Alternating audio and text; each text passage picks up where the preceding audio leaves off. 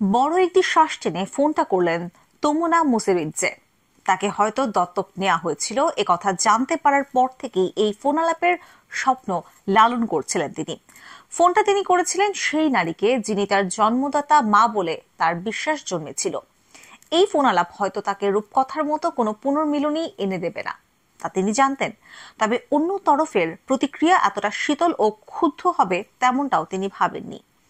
তিনি চিৎকার শুরু করেছিলেন, চেঁচিয়ে বলেছিলেন তিনি কোনো সন্তানের জন্ম দেননি আর আমার সঙ্গে যোগাযোগের কোনো ইচ্ছাই তার নেই, বললেন তমুনা।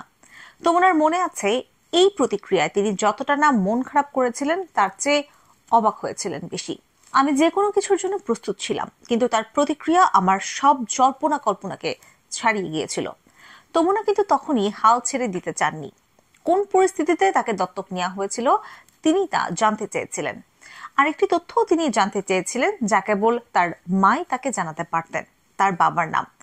যে নারী তাকে লালন পালন করেছিলেন তিনি মারা যাওয়ার পর 2016 সালে তমুনার অনুসন্ধান শুরু হয়েছিল। বাসা খালি করার সময় তিনি তার নিজের নামে একটি জন্ম সনদ খুঁজে পেয়েছিলেন, কিন্তু জন্ম তারিখটি ছিল ভুল। তখন থেকে তিনি সন্দেহ করতে শুরু করেন যে তাকে দত্তক নেওয়া হয়েছিল। কিছু খোঁজ খবর করার পর তিনি ভেদজেব বা রক্ত সম্পর্কের পরিবারের সন্ধানে নামে একটি ফেসবুক গ্রুপ খোলেন। নিজের পরিবারের খোঁজ পাওয়ার বদলে তিনি জর্জিয়ার হাজার হাজার মানুষের জীবনকে ওলট পালট করা একটি শিশু পাচার কেলেঙ্কারির তথ্য উন্মোচন করেছিলেন। বহু দশক ধরে বাবা মায়েদের সঙ্গে মিথ্যা বলা হয়েছিল যে তাদের নবজাতক শিশুরা মারা গেছে, তারপরই ওই শিশুদের বিক্রি করে দেওয়া হয়েছিল। তমুনা একজন সাংবাদিক, তার কাজ শত শত পরিবারকে পুনর্মিলিত করেছিল। তবে তখন পর্যন্ত তিনি তার নিজের উৎসের রহস্যটি সমাধান করতে পারেননি। তিনিও ছোটবেলায় চুরি হয়ে গিয়েছিলেন কিনা এই প্রশ্ন তাকে ভাবাতে থাকে। তমুনা বলেন, এই গল্পে আমি ছিলাম একজন সাংবাদিক, তবে এটি আমার জন্য একটি ব্যক্তিগত ব্রত ছিল। তমুনা অনুসন্ধান পথের খোঁজ পান এক গ্রীষ্মে তার ফেসবুক গ্রুপে আসা একটি বার্তায়। জর্জিয়ার গ্রামাঞ্চলের এক বাসিন্দা বার্তাটি পাঠান। তিনি লেখেন তারা এমন একজন নারীকে চেনেন যিনি একবার গর্ভবতী হওয়ার কথা গোপন করেছিলেন। নারীটি 1984 সালের সেপ্টেম্বর মাসে জর্জিয়ার রাজধানী তিবিলিসিতে এক সন্তানের জন্ম দিয়েছিলেন, আর ওই সময় তমুনা জন্মেছিলেন। এই তারিখই তিনি সবাইকে জানিয়েছিলেন। লোকটার বিশ্বাস হয়েছিল যে ওই নারী তমুনার জন্মদাতা মা। গুরুত্বপূর্ণ বিষয় হলো তারা একটি নাম বলেছিলেন। তমুনা তৎক্ষণাৎ ওই নারীকে অনলাইনে খোঁজাখুঁজি শুরু করেন, কিন্তু অনেক খোঁজাখুঁজির পরও তাকে পান না। তখন তমুনা ওই নারীকে কেউ চেনে কিনা এটি জানতে চেয়ে ফেসবুকে একটি পোস্ট দেন। এক নারী দ্রুত বলেন যে নারী গর্ভবতী হওয়ার বিষয়ে গোপন করেছিলেন তিনি তার নিকটাত্মীয়। তিনি তমুনাকে পোস্টটি সরিয়ে নিতে অনুরোধ করেন, কিন্তু তিনি ডিএনএ পরীক্ষা করাতে রাজি হন। তারা যখন ডিএনএ পরীক্ষার ফলাফলের জন্য অপেক্ষা করছিলেন তখনই তমুনা তার মাকে ফোনটি করেছিলেন। এক সপ্তাহ পর ডিএনএ পরীক্ষার ফল আসে। তাতে দেখা যায় তমুনা ও ফেসবুকের যোগাযোগ করা মেয়েটি আদতেই কাজিন। এই প্রমাণের জোরে তমুনা তার মাকে সত্য স্বীকার করতে এবং তার বাবার নাম বলতে রাজি করান। এভাবে তমুনা জানলেন গুর্গেন খোরাভা নামের এক ব্যক্তি ছিলেন তার বাবা। ওই সময়ের কথা স্মরণ করে তমুনা বলেন, প্রথম 2 মাস ছিল হতবিহ্বল এক সময়।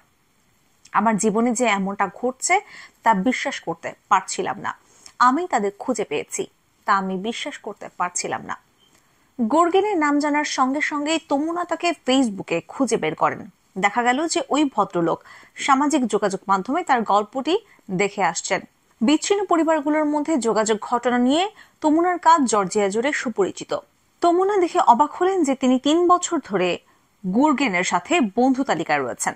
তারপরও গুর্গেন ও যে তার গল্পের অংশ তা তিনি বুঝতে পারেননি। তমুনা বলেন, আমার জন্মদাত্রী মা যে গর্ভবতী হয়েছিলেন তিনি তাও জানতেন না। এই খবর তার জন্য এক বিশাল বিস্ময়। তারা দ্রুত গুর্গেনের নিজের শহর পশ্চিম জর্জিয়ার জুগদিদিতে তার বাসায় দেখা করলেন। তমুনা থাকেন রাজধানীর তিবিলিসে। সেখান থেকে এই শহরের দূরত্ব প্রায় 260 কিলোমিটার। পেছন ফিরে তাকিয়ে তমুনার মনে হলো তিনি একটি হতবিহ্বল অবস্থায় ছিলেন। কিন্তু যখন তিনি গুর্গেনের বাগানের ফটকের দিকে হেঁটে এগিয়ে যাচ্ছিলেন তখন তিনি আশ্চর্যজনক এক প্রশান্তি অনুভব করেছিলেন। যখন 72 বছর বয়সী গুর্গেনের সামনে এলেন তারা পরস্পরকে জড়িয়ে ধরলেন।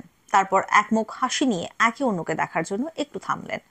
তমুনা বলেন, আজব লাগছিল যে আমার দিকে তাকানো মাত্রই তিনি বুঝে গিয়েছিলেন আমি তার মেয়ে।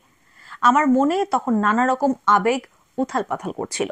তমুনার মনে অনেক প্রশ্ন ছিল, কিন্তু কোথায় থেকে তিনি শুরু করবেন তা তিনি বুঝতে পারছিলেন না।